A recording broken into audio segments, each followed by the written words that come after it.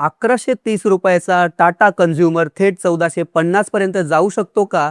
जगातील मोठ्या ब्रोकरेज हाऊसपैकी एक सिटीने टाटा कन्झ्युमरवर बाय रेटिंग कायम ठेवलेली आहे आणि FY27 मध्ये मार्जिन एक्सपेन्शनमुळे मोठी तेजी येऊ शकते असं म्हटलं आहे. मग नेमकं सिटीला या शेअरमध्ये काय दिसतंय? चला 2 मिनिटाच्या आतमध्ये समजून घेऊया. सिटी ब्रोकरेज हाऊसच्या मते FY27 मध्ये टाटा कन्झ्युमरचा EBITDA मार्जिन तब्बल 50 ते 80 बेसिस पॉईंटने वाढू शकतो.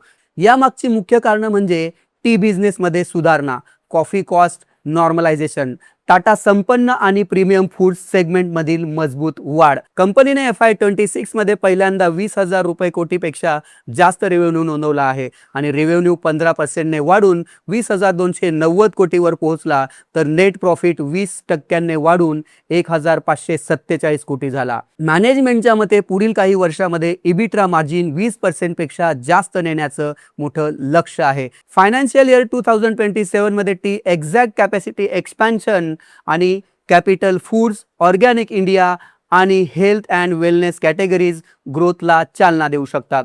कंपनीकडे जवळपास 3,000 कोटी कॅश पोझिशन असल्याने ग्रोथ इन्व्हेस्टमेंटसाठी पुरेसा निधी उपलब्ध आहे. यामध्ये रिस्क फॅक्टर काय असू शकतं मित्रांनो?